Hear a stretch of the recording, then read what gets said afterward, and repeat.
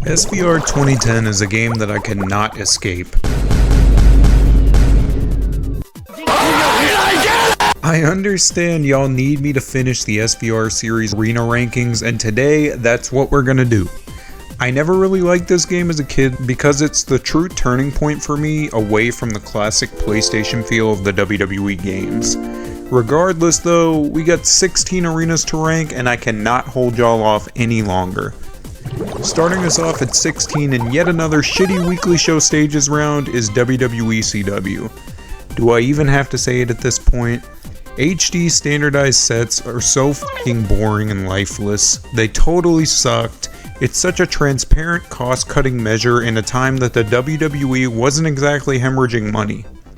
The over-reliance on red in this color scheme instead of the purple ECW was known for makes this graphics package almost completely indistinguishable from Raw, and I hate it. The nameplate and ring apron here are quite literally the only remarkable details about this arena. The 2007 tunnel stage was about 1 billion times better than this, and I will clarify, despite how lifeless WWE CW was at the time that the game dropped as a product, I am solely ranking these arenas on visuals, not the booking of the programs the arenas happen to represent. Our runner-up is Monday Night Raw, and I hate the set, I hate the sterilization of Raw's visuals, everything is way too glossy here, but at least it's not like the Raw Super Show that I covered in the WWE 13 video. The nameplate and graphics packages here are memorable, but not at all appealing to me, despite being firmly in my childhood era. The ring apron is memorable, but not one of my favorites, and honestly, the only thing that sets this above the ECW is the ring post decal. That's actually kinda cute. I will say though, being a 2000s kid, watching Raw in 08 to 2010 was a fate worse than death. I became a TNA kid real quick. To cap off our shitty weekly show stages round, we got Smackdown at number 14, and of course this is more of that HD setup bullshit.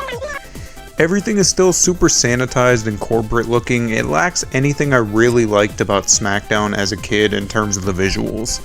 Where's the glass, the fist, the Ovaltron with the cyclones? Like, we can't even get the little Smackdown 99 ball graphic. The nameplate is fine, I guess, and the ramp is pretty vibrant here. The graphics package kinda sucks though, and the apron is pretty memorable to me, but it's not all too great. Just a little hint from me here, stick around until the end for bonus coverage of another port of SVR 2010 that we're going to get into.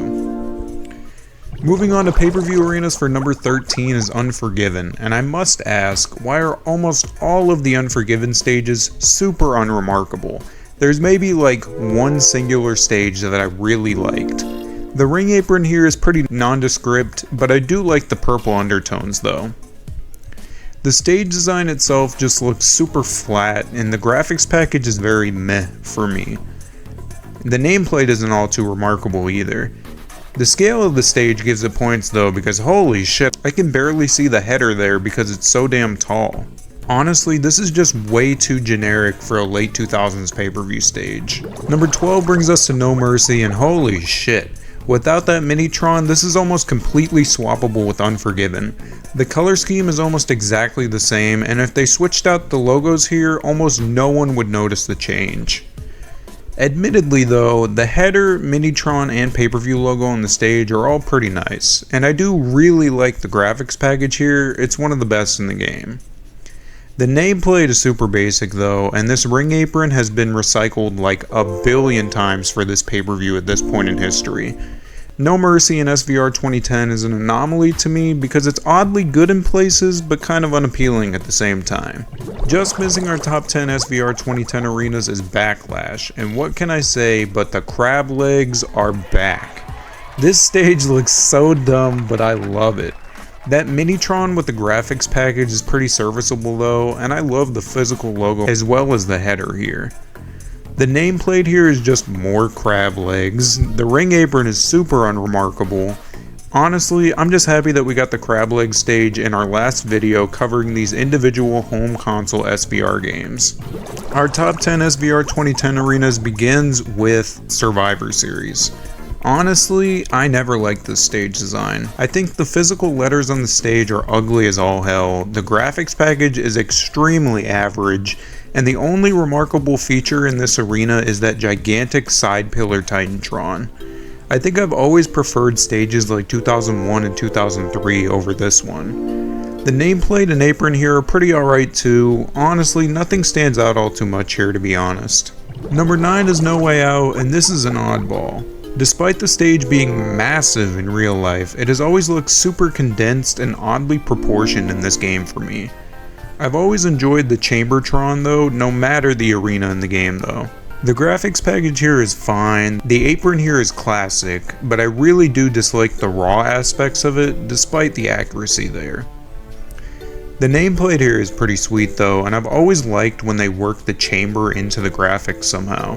This arena is the definitive mixed bag of SVR 2010 for me. There's stuff to enjoy, but nothing that really excels all too much. Judgment Day is our number 8 entry, and this is the end of the golf ball era for this event. What a way to go out. The big 3 golf balls are pretty visually striking, and the nameplate here is pretty okay though. The Minitron is cool for what it is, and sure, you know, the ring apron is fine enough, but this doesn't even come close to my favorite Judgment Day arenas like 01 or 04 in terms of visual appeal. There's not too much else I can harp on here, to be honest. Number 7 brings us to Night of Champions, and I don't want to be a broken record, so I won't go on and on about how I dislike the concept of this pay-per-view again. The Minitron with the floor screens in front of it though is kinda sweet though, despite the super boring nameplate we got here. The banners with the belts hanging from the pillars are always the star of the show in terms of these Night of Champions arenas. The side panels on the stage are pretty nice though too, and the ring apron is legendarily great. This isn't an arena exclusive feature as well, but I also love the little graphics on the monitors for the commentators. That's a pretty cute detail. I'm not a fan of the premise of Night of Champions, but I really like this arena here. Just missing our top 5 is Cyber Sunday, and this is a sleeper hit for me. The Motorola phone stage design is fucking ridiculous. It reeks of the mid-2000s, but it's fun. The Sidetrons on the stage are pretty distinct, and I enjoy the graphics package here as well. The red entryway border is pretty sleek and sick looking, and the nameplate here is pretty clean, as well as the ramp being very vibrant. The apron is pretty overused at this point for this pay-per-view, and it does look kinda dull, but overall, this could be better, but there's a lot to enjoy about this arena. Top 5 time as we kick it off with the Great American Bash, and this racing aesthetic for this show is good and visually appealing, but it's kind of unfit for this pay-per-view's lineage. I always enjoy the physical logos though, and this ring skirt totally kicks ass. They went way too hard on this ring skirt for this pay-per-view. The Sidetrons on the stage are pretty nice as well, while the nameplate is pretty basic, but it's nothing to complain about. This is for sure nothing I will ever remember in terms of set designs for the Great American Bash, but it's nothing to bitch about. This is a pretty nice arena. Just missing our top 3 is the Royal Rumble, and I am moderately impressed by a Royal Rumble venue ranking this high. The Raw aprons here though have always bugged me ever since I was a kid. They look so out of place despite them being accurate. The stage overall is just super vibrant. I enjoy the graphics package as well, despite the fact that it's really similar to the Bash's package from earlier. The side entryway light rigs are pretty cool as well, and I really like the cute little road medians on the ramp and the street lights on the stage. The nameplate here isn't too bad, but dear lord, this Christian theme song is pretty bad. The apron here is bare bones as hell, but it's not horrific.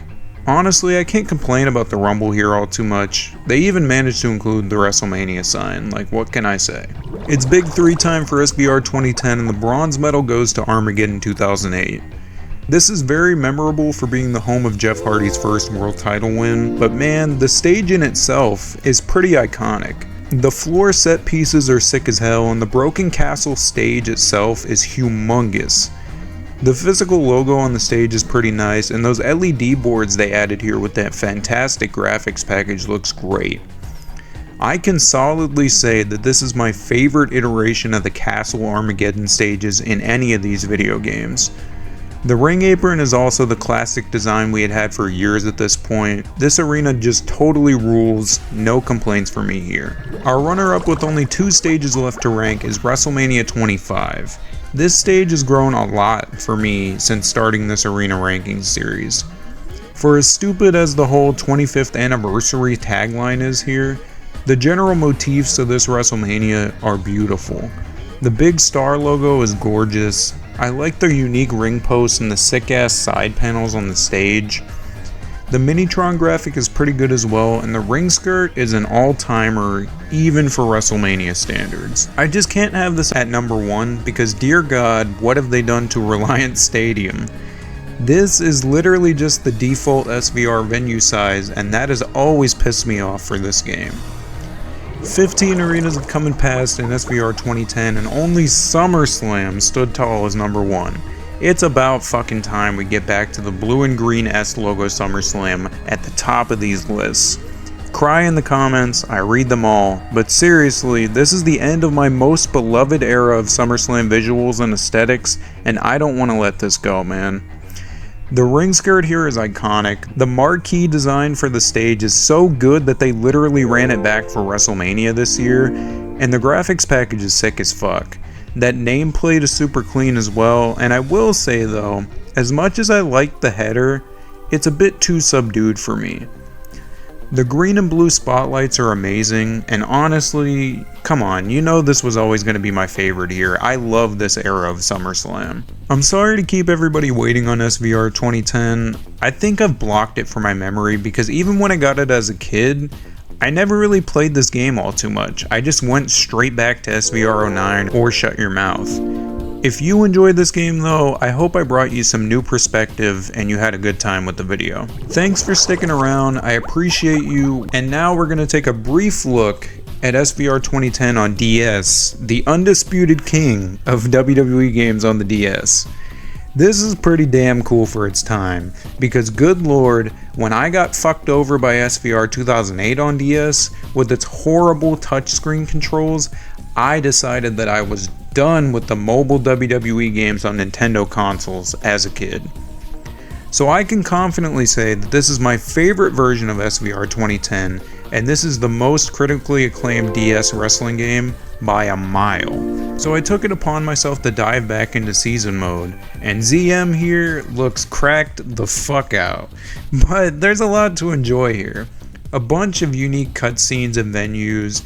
Triple H's dialogue is pretty on brand for his character, despite him holding the worst, most dog water version of the WWE title that I've ever seen in my life. How did they fuck up the spinner belt this bad? Then we get drafted to ECW despite telling Vince McMahon about our balls and telling Teddy Long we don't even want to be on ECW. Everyone's favorite Divas match ring agent, Finley, is our liaison to show us around the locker room and to show us his humongous cheeseburger he has just sitting around. And this right here is where my Delta save totally shit itself twice in a row.